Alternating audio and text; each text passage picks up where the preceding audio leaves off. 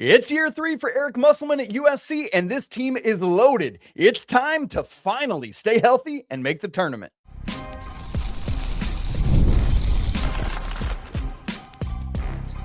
You are Locked On College Basketball, part of the Locked On Podcast Network.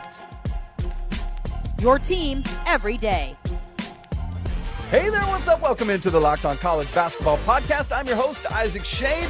Today, we're talking USC Trojans. Man, they have had some struggles under Coach Musselman these first couple of years with injuries and just things falling apart. But man, this team is loaded. They've got a great recruiting class. They got a great portal class.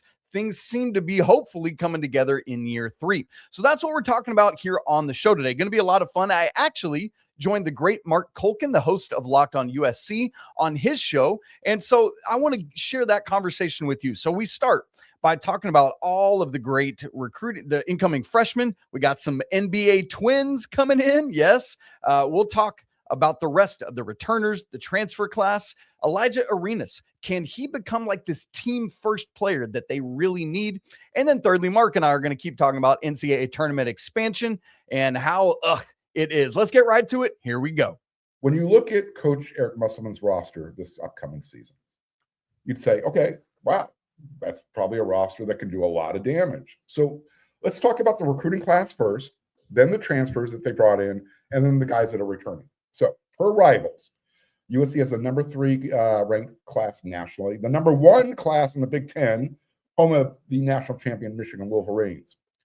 So, Isaac, tell USC fans about Christian Collins and the Ratliff twins. What is USC getting with those 3 young men?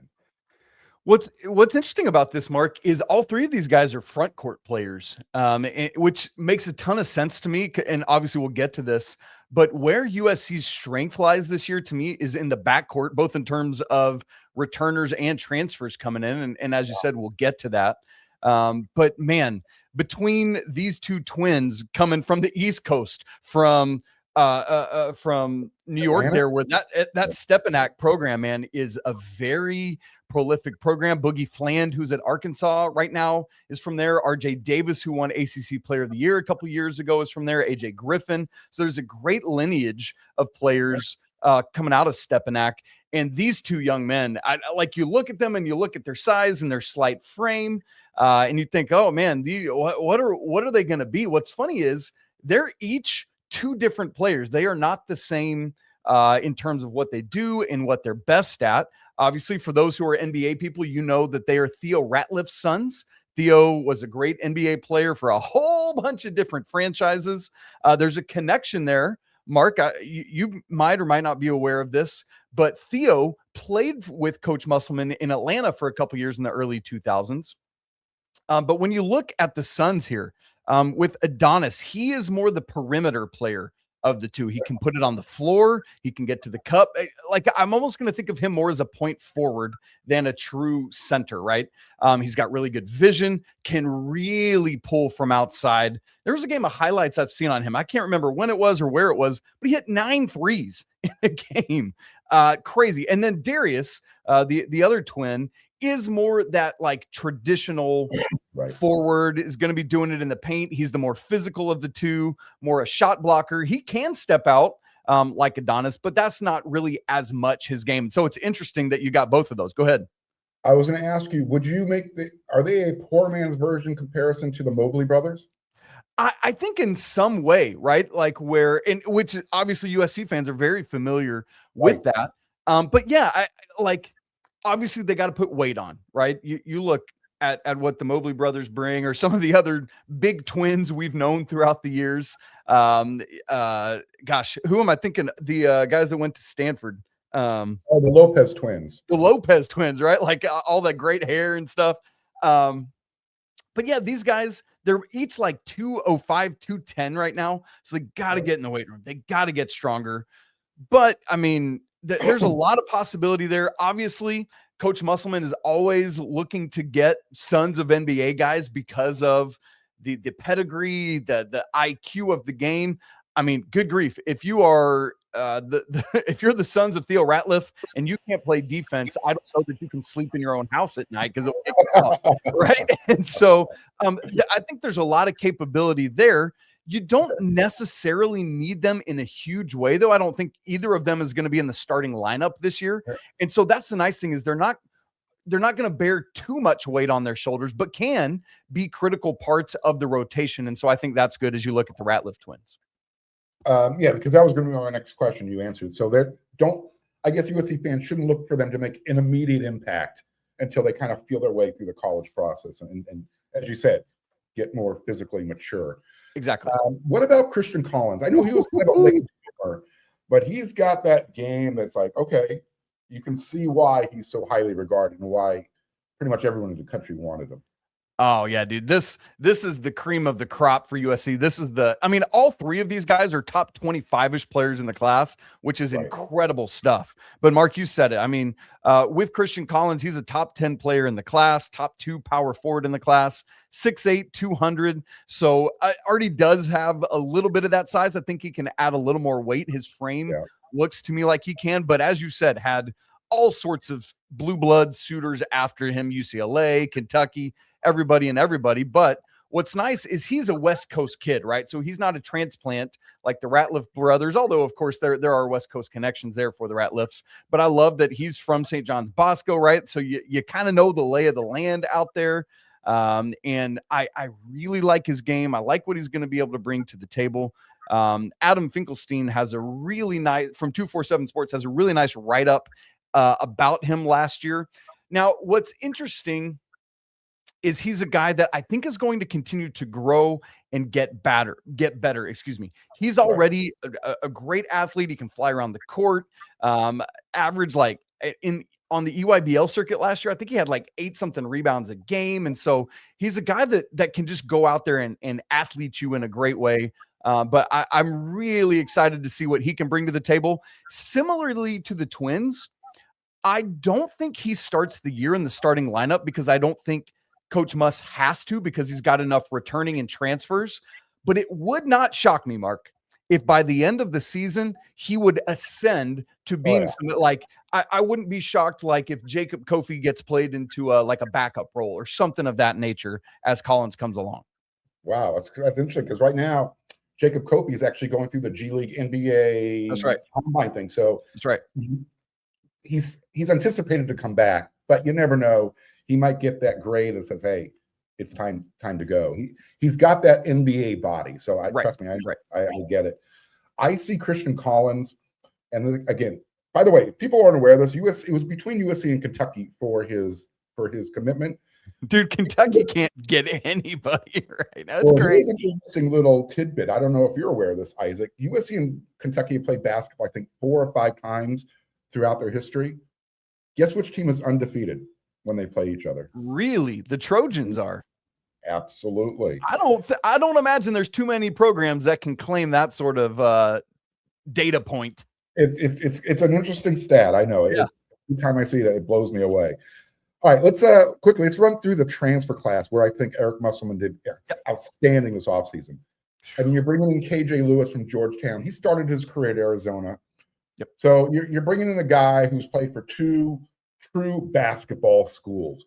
What is KJ Lewis going to bring to the roster? Oh, Mark, I have been in love with KJ Lewis for a long time. I think this is a huge get. I really liked him at Arizona. They had a whole stable of guards. I think Tommy Lloyd is such a good coach down there. And so I got great training there. Obviously, Georgetown's been kind of down where he's coming from now. But I think Ed Cooley's a great coach as well. It's just in a tough spot. And so he's played for great coaches. He's a big guard. He's got good size. You know, my projection right now is he'll probably start at the 2 guard. I'm assuming Rodney's going to be ready to go in Alijah, but I think KJ's in that starting lineup mix. Honestly, the backcourt, you just throw them out, that trio out there and let them rip, really, regardless of position.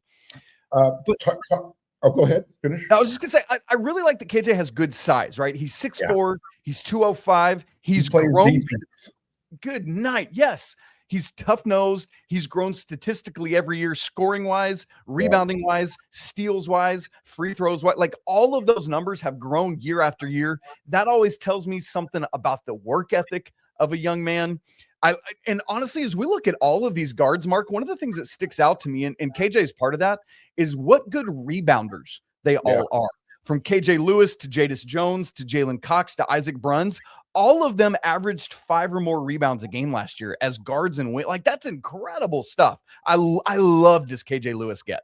Me too. I think and you mentioned Jalen Cox just a second ago. He's a bucket. That dude just knows how to score points. So, and I get it. He's coming from, the Patriot League, but when you're putting up 18 points per game, you know what you're doing, right? Yes. And 5 assists and 5 rebounds. I mean, the kid can do it all. Yeah.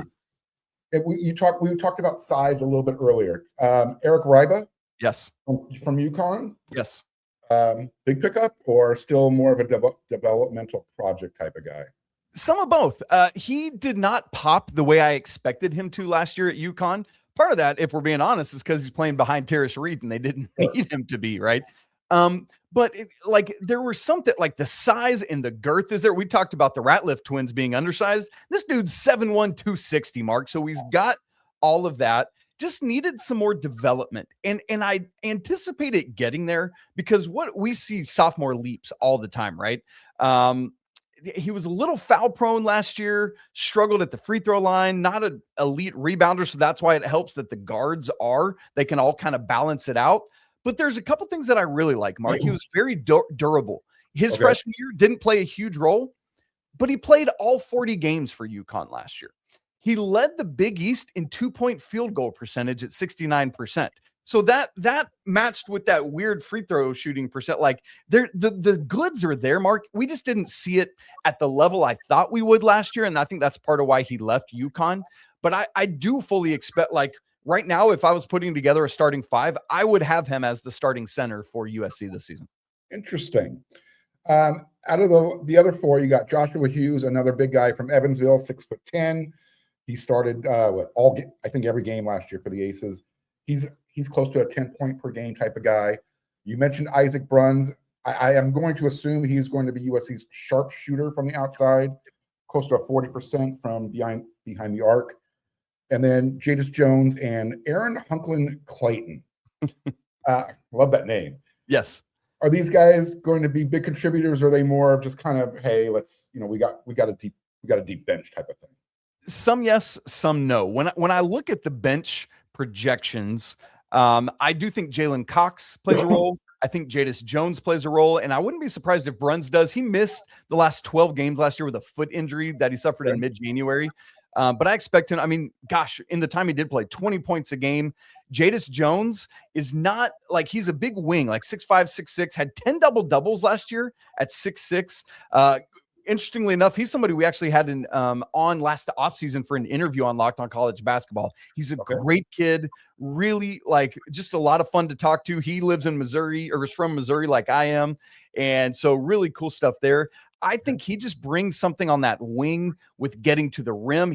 He's not a shooter. That several of these guys, and that's why you got to depend on Bruns some. But like with Hughes, with Hunk and Clater, those two in particular are more just depth insurance pieces in my mind. Obviously, who knows? They get to campus and we'll see what happens.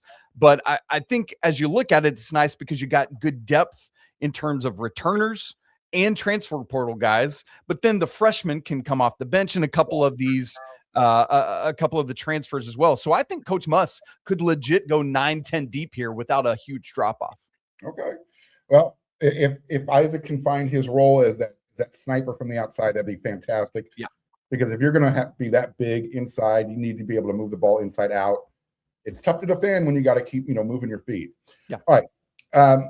Going into the next segment, USC was able to get Alijah Arenas to return, as well as Rodney Rice. We talked about Jacob Kofi. We're going to talk about that in the next segment. And in the third segment, you and I, we're going to express our feelings on the whole tournament, the 76 teams. There's no way USC can miss it anymore, right? That's all coming up next. Right after I tell you about Rocket Money. Hey, If you've ever opened your bank account and thought, now look, where did all my money go? Well, you're not alone, because keeping track of subscriptions and your spending and your bills, man, that can get so overwhelming so fast. And that's where Rocket Money comes in, helping you take control of all your finances right there in one place. It tracks your subscriptions in one spot and can help you cancel the ones you don't need with just a few taps. It automatically categorizes all your spending so that you can actually see where all your money is going. I love that. My wife and I, we try to be so locked in on budgeting our money. And so I really like that Rocket Money can do all this for you. It makes it all feel more organized, makes you be able to stay on top of all your finances day to day. Rocket Money is a personal finance app that helps you find and cancel unwanted subscriptions, monitor your spending, and helps lower your bills so that you can actually grow your savings. So let Rocket Money help you reach your financial goals faster. Join right now at rocketmoney.com/locked-on. Again, that's rocketmoney.com/locked-on.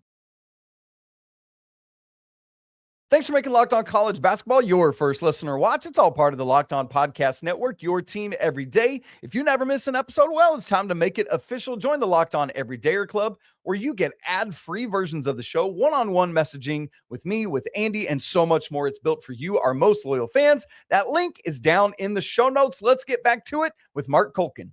Okay, so Isaac, last year USC was one of the most injured teams in the country, Ugh. bar none. I mean, I know Coach Muss, he leaned into that as the season dragged on and the wins started to slow down, and he had a point. Two of the guys who were injured a lot last year, Alijah Arenas started on the injured list. USC got him back, I think, end of January, right around that time frame. Rodney Rice was lost during the Maui tournament that USC actually won. He was gone for the rest of the year. Yep. So how big is it getting Rodney Rice to return for another year, as well as Jacob Kofi and Alijah Arenas? Just at a big picture general level, Mark, in the transfer portal era, particularly, I know USC is football first, second, and always, but one of the things for folks who might not be aware, in basketball, getting three guys back who are probably all in your starting lineup is massive.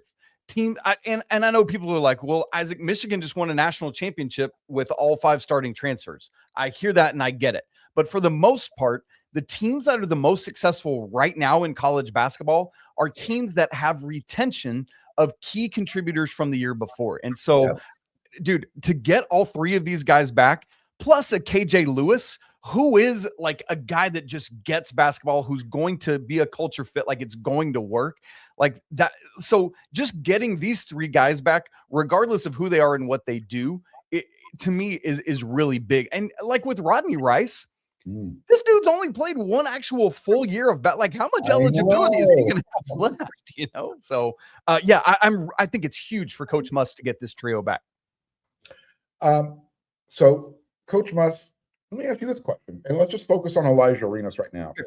One of the things that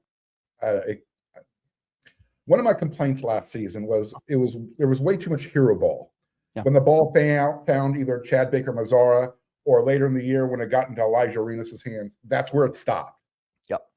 Can Coach Muss turn Alijah into more of a team player, or do you just let him do what he does?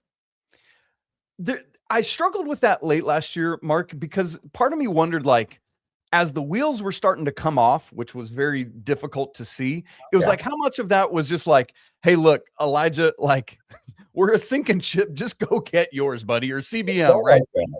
You know? And so I often wondered last year how much of that was part of the equation. Like, let's just try to save some face with it. Alijah's going to be great. You know, he had was it 3 straight games where he had like 24 plus points in a row there. And so I do think, though, that is part of the offseason conversation that Coach Muss has to have with him, is to sit him down and say, look, Alijah, I'm going to get close to the camera for this one. You are our most talented and gifted player, undoubtedly. Yeah. But as you look at this year's roster, look around you. You don't have to bear that weight anymore because we've got so much talent around you. So here's what I need from you. I need you to be an absolute dude, but I need you to do it within the team concepts. And, he's somebody, again, another high-level NBA son who understands what has to happen. Yes, Gil has all his whatever reputation, but he's somebody that's going to get what it takes to be part of something. Like, if you want to have W's, if that matters more to you than your box score, then I need this from you. And so I think that Coach Muss will have that conversation. I expect Alijah to buy into it, but we got to wait and see, right? Like that's the weird thing of it. Well, I would love to see Alijah, cut the umbilical cord, so to speak, because there were times last year where it felt like Gilbert was kind of on the staff and kind of dictating to Coach Muss. He'll play when I say he can play, and you should play in these many minutes. It felt a little weird. And do you think now that he's healthy, that's gone? Now that Elijah's healthier? I'm thinking that played a big role in how that transpired last year. So I agree with you. Yes, if he's healthy, maybe Pops will take a step back a little bit, or maybe Coach Muss will say, "Hey, I got this. I know what to do. This isn't my first rodeo, so to speak." So it's going to be interesting to see how that dynamic plays. Because thankfully, Coach Muss is somebody that, having coached at the NBA level, knows how to massage those relationships with big time dudes, right? And so that I have hope in that. Yeah, without a doubt. I wasn't a fan. I'm not a LeBron James fan to begin with, so I should probably put that out there. But that whole dynamic with LeBron and Bronny at USC, it was more of a sideshow. Yep. I mean, fans were showing up to watch LeBron walk in during the national anthem. I'm thinking, dude, can you at least wait till they're done singing before? Anyways, I'm sidetracked here. Let me just ask you this. We talked about it. USC has size now. They've got a big front court. We both like the backcourt. You got Rodney Rice. We mentioned KJ Lewis. I think Alijah Arenas. He's kind of that swing guy, can play, that big guard combo three. Yep. How good can they be? This is who they play at home in conference. You got Iowa, Michigan, Minnesota, Michigan State, Ohio State, Penn State, Whiskey. On the road, Illinois, Indiana, Maryland, Nebraska, Northwestern, Purdue, Rutgers, and then the 2-play games, USC, the West Coast schools, Washington, Oregon, UCLA. With this roster staying relatively healthy, where do you see this team? Because the conference games, the tougher ones, in my opinion, are at home. And that's the win, Mark. Like that's where obviously Mick Cronin down the road has been very vocal about his disdain for the Big Ten. Are you raising your voice to me? But that's going to be the trick for all 4 Big Ten West Coast schools is how productive can we be when we got to go to Rutgers or Maryland or Penn State or whatever it is. So you have to win these tough games at home. As you said, I love that on paper, at least, and we'll see. It seems like a lot of these tough Big Ten games are there in LA, and so that's going to be a win. But I mean, on paper, this is easily Muss's most talented team in his first couple of years here. The injuries, gosh, I feel like USC just cannot catch a break on the injury front. Obviously, that's played a huge role in missing the tournament these last 3 years. But I think Muss is a great coach. Mark, I didn't realize this. I was looking earlier today. This is going to be Muss's 12th year as a head coach at the NCAA level. His first 8 years had 20 or more wins in all 3 of those. His last 3 years have been 16, 17, and 18. I don't see a world with a healthy USC where he does not break that 20-win barrier this year. And I know 20 wins isn't what it used to be, but still, that's still a demarcation line in college basketball. I think he is a great coach. He's in the right spot, being back home on the West Coast. And so the depth that's there, even if the freshmen take a while to come along, maybe you just go small, right? Like you've got the 3 guards you trust in. Maybe, gosh, I don't know. Maybe you get Jalen Cox out and allow Elijah to play some small ball 4 or Jadis Joe, right? And so part of it for me is there's so much lineup flexibility that he should have that I think there's a bunch of different ways to skin this cat that I think is going to put USC in great position. I know we're going to talk about tournament expansion in a little bit, as you said, but this team on paper is a team that doesn't need it to be a 76 team field to make the bracket. I think this team should comfortably make the NCAA tournament. I agree with you. And I think they were on their way last year, and then the injuries started piling up, and then there was some locker room internal stuff going on, and we saw what happened at the very end of the year where they just said, "Hey, Chad, thanks, but get out. Go be an adult. Find a job." Yeah. So Rodney alone should be enough to change that. Absolutely agree. All right, you just touched on it. 76 team tournament. We're going to talk about that in the next segment. I'm not a fan. I am one of those things like, you know what? This is not a participation trophy tournament, and that's what it's turning into. At a certain point, let's just get rid of the regular season. Let's just have a tournament from beginning to end. All 300 teams. The last man standing wins. That's coming up next.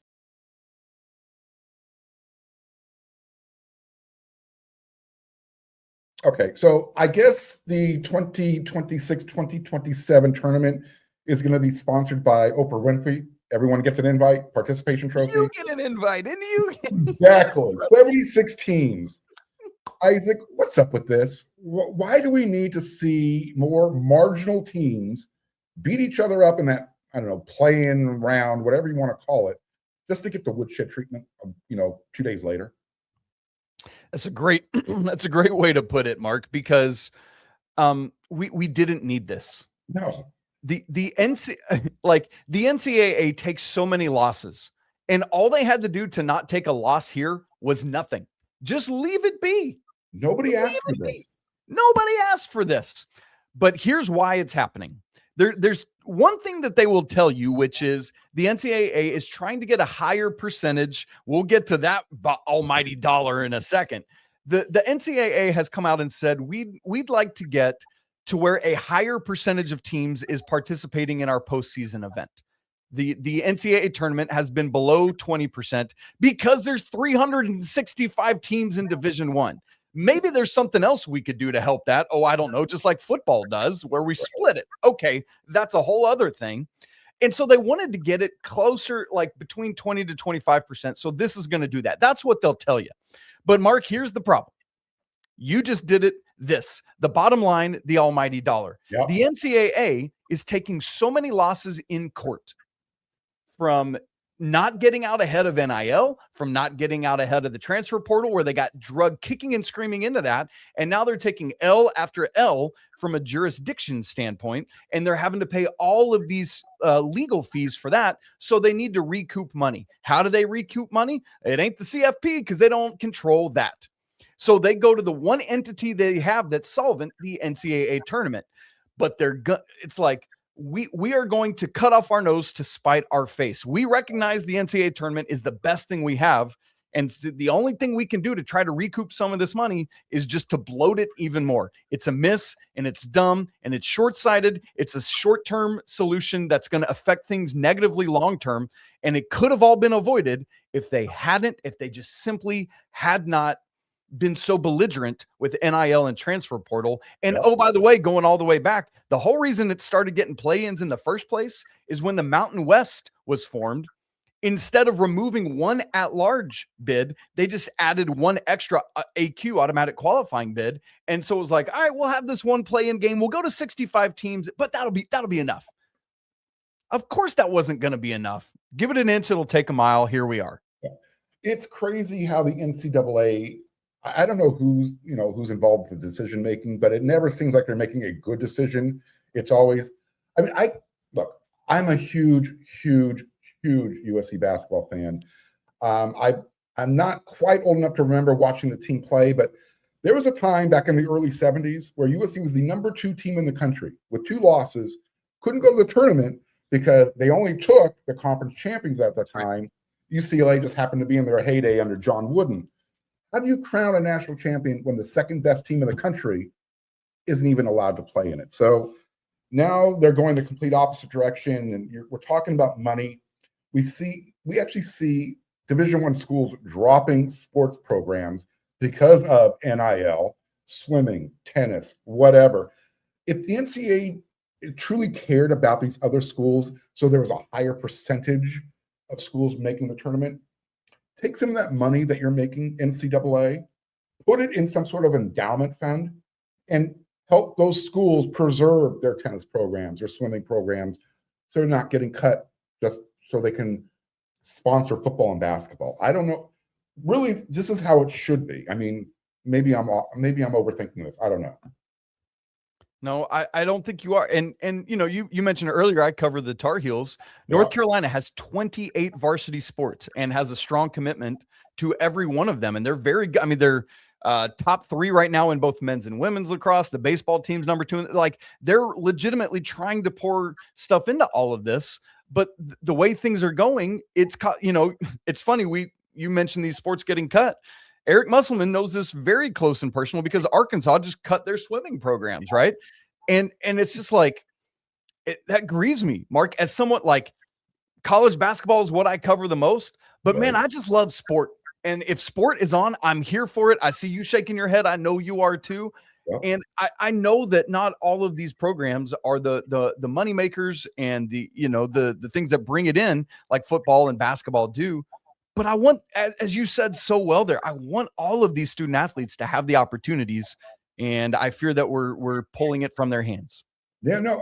Imagine being a football star or a basketball star at your respective school, and all of a sudden in comes John or June, and they were on one of those teams that just got cut, and here you're getting some revenue sharing and some NIL, and you're thinking, I'm sorry, it's not my fault, but it's my fault that you now have to take out a loan to finish school because there's no more scholarship for you because your sport doesn't exist. So it is interesting. I don't know if the whole process right now is sustainable, but the NCAA, like you said, they're always, a day late and a dollar short, and they're trying to figure this thing out. And what they're doing is, I think they're making it worse. So unless they can say, all right, we're making all this money, now let's reinvest it. I don't know. I'm going down a rabbit hole here, but again, 76 teams in basketball. We're talking about 24 in football. It just feels like we lost the plot somewhere along the line, and we need to figure it out. Yeah. Isaac, we have reached the end of the show. Before we reach the end of the show, real quick, way too early forecast. Who's the national champion in 2027? Oh my. We've got some great. I have Florida as my number 1 overall team right now. They got both Tommy Houck and Alex Condon back. As you and I record, we're still waiting to hear on Ruben Chinyelu, who was their starting center. He's in the NBA draft process right now. I expect him to come back.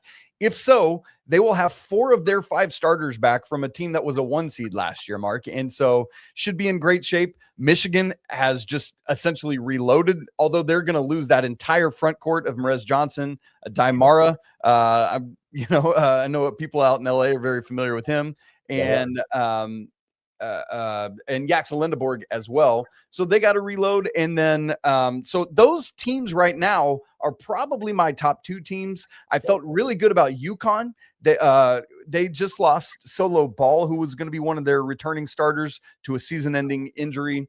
And so they take a little step back, but I think they should be right there at the top as well. Big thanks to Mark for having me on Locked On USC. It was great to talk about this roster and team. I'm really excited and hopeful that they can stay healthy. I think Muss is a great coach and excited to see where things can go.